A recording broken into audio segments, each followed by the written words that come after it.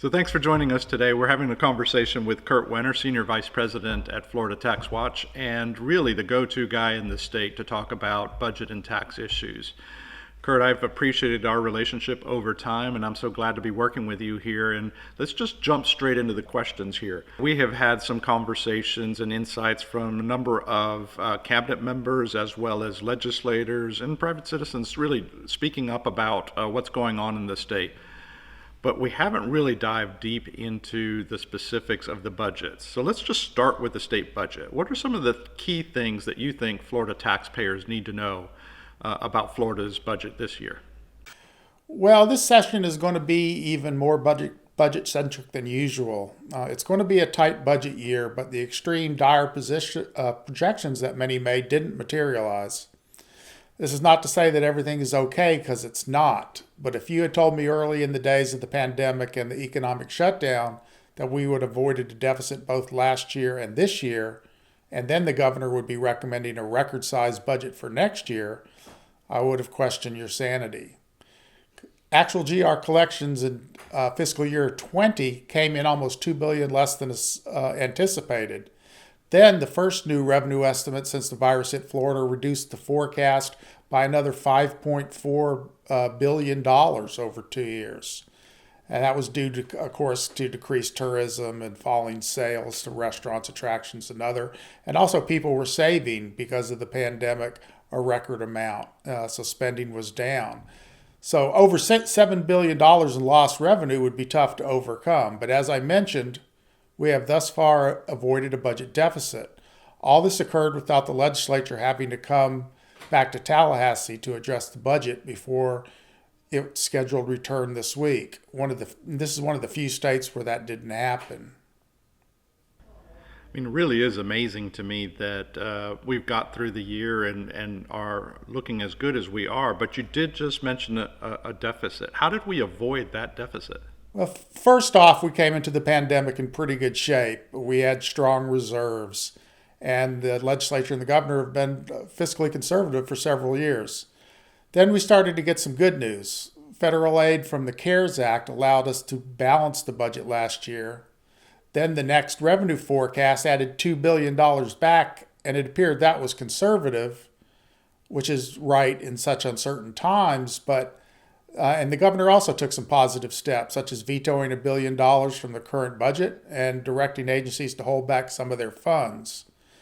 And now we're getting actual GR collections data in, and in the first 2 months after those new estimates, collections have beat the forecast by almost $600 million. So I think when the Revenue Estimating Conference gets together again at the end of this month, they're going to be increasing the estimate considerably.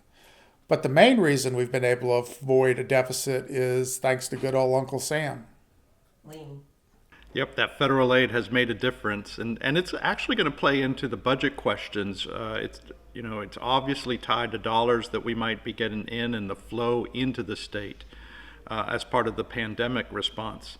Tell me a little bit more. You and I have had some conversations about those dollars that are coming in, but I think your insights are absolutely amazing on this. Tell us what you expect to see. Well, the CARES Act had a relief fund for state and local governments, and through that, Florida received $5.9 billion, and larger local governments got another $2.5. We put that $5.9 billion check right into general revenue late in fiscal year 20. Also, increased Medicaid funding also allowed us to put $600 million that was already appropriated back into the bank. And we've also received additional funds from FEMA. This allowed Florida to carry more than $6 billion in unspent funds into the current budget year. States were not allowed to use CARES funds to directly replace lost revenue, but in effect, that's what happened. States could use the funds for COVID response costs that weren't in the most recently approved budget, and Florida was lucky with the timing. If you remember, the legislature passed the current budget just as the virus was hitting Florida, but the governor didn't sign the budget until June. This allowed us to allocate appropriations that were in the budget to the CARES funding, and nearly every agency found spending that qualified, meaning the feds are paying $4.7 billion for appropriations that are in the current budget. It should also be remembered that Florida received another $8 billion that went directly to providers and organizations such as healthcare and hospitals, another $1.7 billion for schools and universities, and funding for transportation, housing, courts, elections, and many more areas. And the more than $60 billion the CARES Act pumped into the Florida economy through the Paycheck Protection loans, economic injury disaster loans, and added unemployment benefits helped to mitigate the loss in sales taxes. And now there's a possibility that we could get considerably more through the next stimulus package. It hasn't been finalized, but in the version the House passed, Florida stands to gain about $10 billion and local governments another $7 billion. That is a lot of money, and the American Rescue Plan or the dollars coming to the state from the federal government are going to make a big difference into the planning process that we're right in the middle of. So what do you think it means for the budget legislators are putting together right now? Well, even without any additional federal aid, we will likely have almost as much general revenue available for next year as we're spending this year. And the governor's budget predicts that we will have even more. But costs are rising, especially Medicaid, where the number of recipients has grown to more than 4 million, and we face a deficit of about $1 billion in Medicaid. We also have to remember that federal aid is non-recurring revenue, and we have a shortfall in recurring revenue. We can fund that those recurring expenses with non-recurring revenue, but that only delays the problem. So the legislature should and is looking for current spending that is not necessary. Florida Tax Watch has also offered budget savings recommendations that we hope the legislature will consider. And of course, we're urging lawmakers to show restraint on member projects, and we're looking for budget turkeys that are added late in the process or skirt established processes. And if we have excess general revenue, we agree with President Simpson that it should be spent on non-recurring projects to revigorate the economy, such as transportation, water, or other infrastructure. It can also be used to replenish our unemployment trust fund, reducing taxes for businesses that are struggling to recover.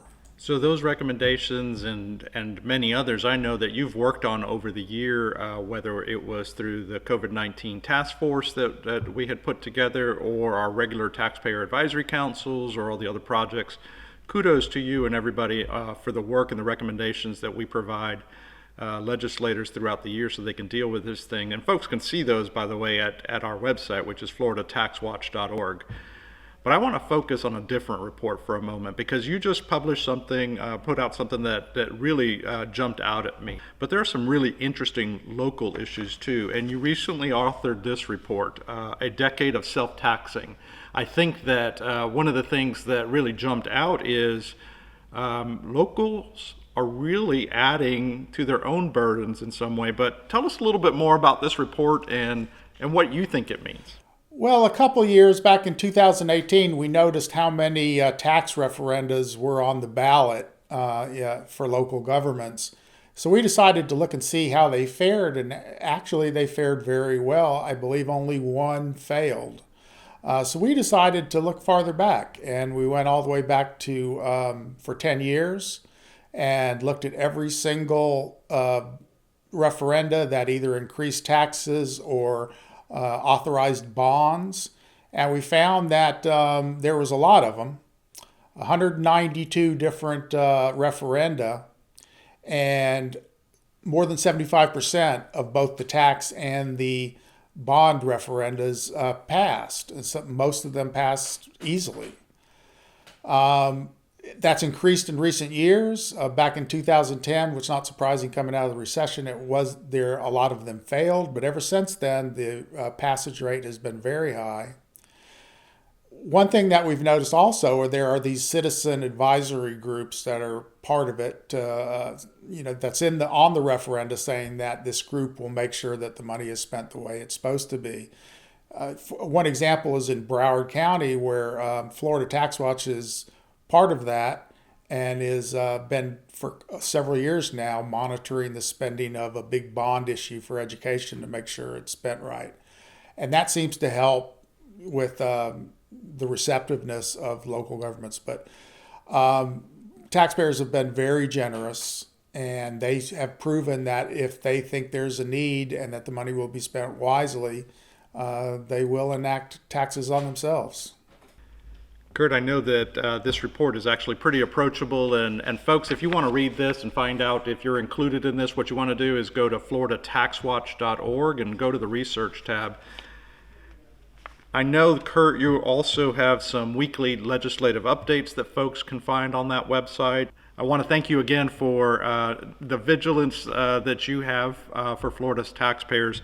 I mean, because of you and everybody else here at Florida Tax Watch, we are ensuring taxpayer value and government accountability and really informing the citizens and the taxpayer about what's ahead. Well, thank you, Tony. But I want to thank our members and all our volunteer leadership who have supported us and continue to support us. We never could have done that without them. So we really appreciate their involvement. Without them, we couldn't be doing everything we do to make Florida the best place to live and learn and work and play and run a business and raise a family. So look forward to seeing you at the Capitol soon, and appreciate everything that you've done.